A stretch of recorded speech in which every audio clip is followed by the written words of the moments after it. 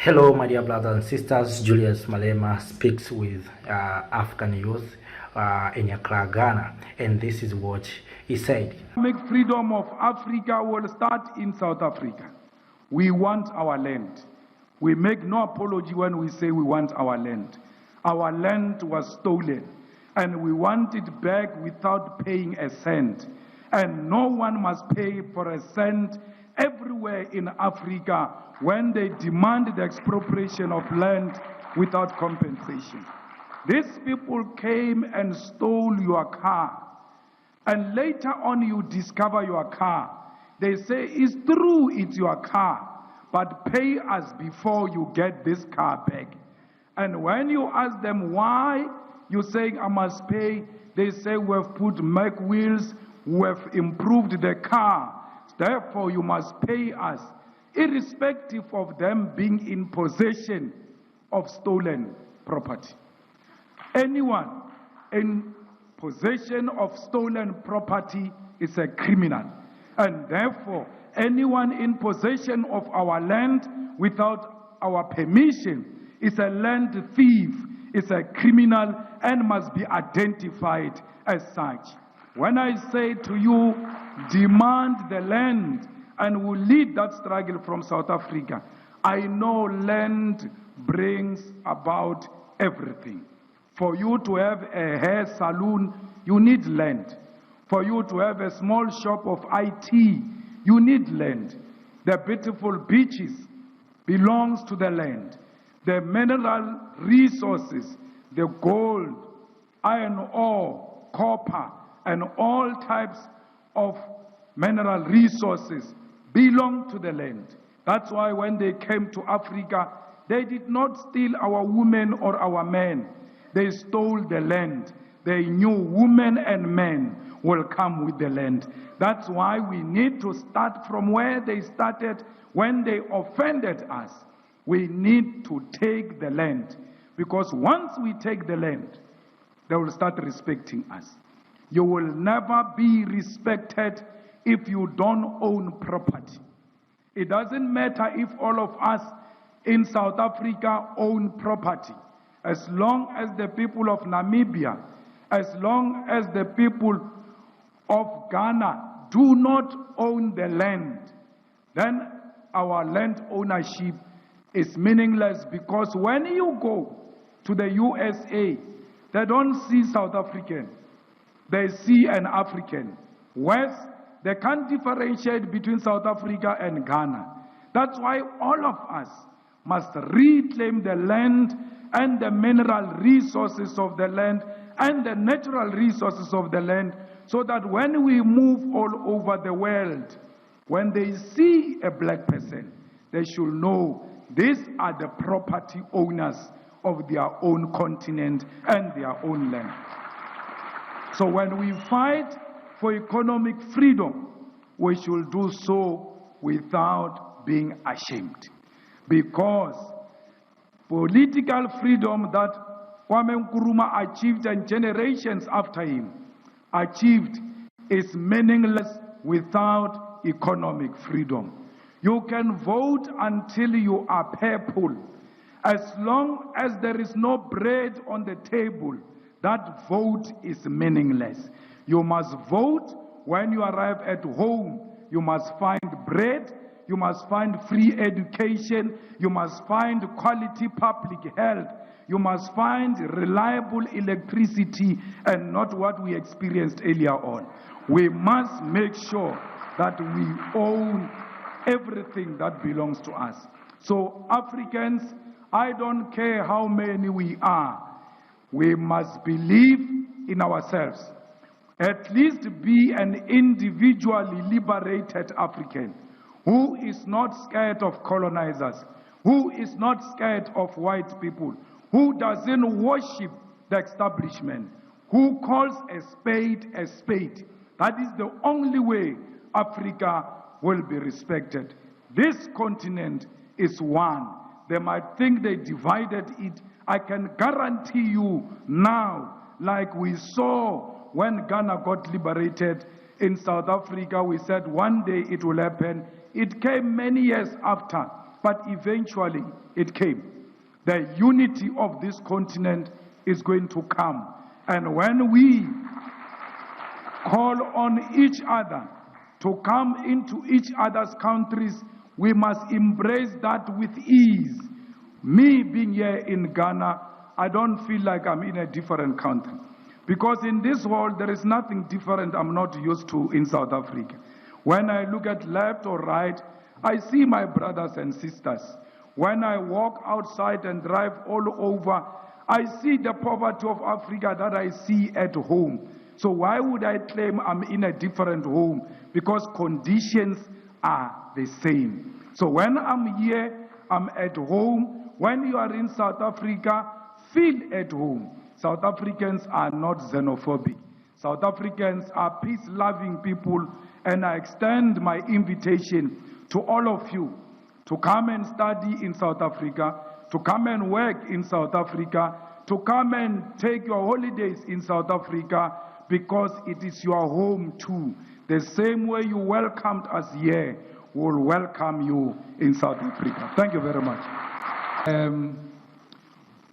You know, these people, when they came to enslave our people here, they were not coming to enslave people. They came to steal the minerals. They were not coming for us. Then they ended up fetching us as well to join the minerals. Who were first like minerals, who were traded like minerals. When you think of undermining the democratic achievements that we've made, think of those people who were enslaved, put in boats, in their numbers chained, taken outside of our beautiful continent by force. And they could not chain you as an individual. They have to chain you 10 by 10. When the sea goes crazy and the boat can't stand the wind, they're thinking maybe it's overweight. In the middle of the sea, they take 10 of you, they push you out of the boat so that the boat can sail with the remaining slaves. When the boat continues to carry our people out of the continent, 10 of them pushed out, 20 of them pushed out, both their hands and feet chained. There is nothing so painful to die without a fight. That even when you know this shark is going to kill me, let me try, maybe I will be Moses and hold the mouth, and let that time the shark is attacking you, you die with dignity because you have put some sense of fight. But our people did not have that dignity. They died chained. And we are not here to impress anyone who wants to undermine the legacy and the struggles of those people who died chained. We are not about these people who exist now. We are about President Rawlings. We are about Kwame Nkrumah. We are about all those who came before us. These ones that are still with us will be reminded of what we come from. Because they must never think they made us. They were made by those chained slaves. Every time you want to do wrong, every time you want to undermine the struggle and the unity of Africa, remember our people died chained. They could not put up a fight. We are fighting on their behalf and will never retreat until their dignity is restored. Thank you very much. Well, thank you very much. Thank you very much. Well, you heard some of words from our brother Julius Malema. I'm very happy that he welcomed his fellow brothers and sisters to go to South Africa. Also, he said that Africans, we are one. And when we go out, he gave the example when we go to America or somewhere else out of this continent, no one will understand that I'm from South Africa or I'm from Namibia or I'm Nigerian. What they see as is Africans. Even you, my dear brothers and sisters, you don't know who I'm coming from. but you know I'm African. That's what we want as the people of Africa. We want the unity of this continent. Despite we are coming from different zones or different sides of this continent, there are those who are coming from west, from east, from north, central, or south, but all we are African. These countries that you see today is the country that has been created on the blood of our grandfathers, our grandmothers, those who have been chained and taken to be enslaved. So Malema has explained very well. So it is our duty and it's our time for the people of Africa to see how we can come together, we can work together, we can support each other. We have minerals, we have resources. It's our time to see how we can work on these resources. If you look on this continent, sometimes you can become crazy because continent has all resources, but yet these resources are controlled by outsiders. How is it that those who are supposed to be on the driver's seat are sitting back? So we, the people of Africa, especially the current generation, we have the duty to make sure that changes are coming, and the changes are coming in your lifetime positively. So we want to create job opportunities to our young men and women. We want to create employment opportunities. We want to have reliable electricity, to have a good and quality health care, reliable water supply. If you go to the villages or to rural area, you will find a painful poverty that are there. But the people are just living on the top of wealth. So it is paining, but that is not the case. The case is with the current generation. What are we offering to this continent? What have we done to bring changes to our people? Those who are acquired professionals, those who are educated men and women, what have we done to change our mother continent, Africa?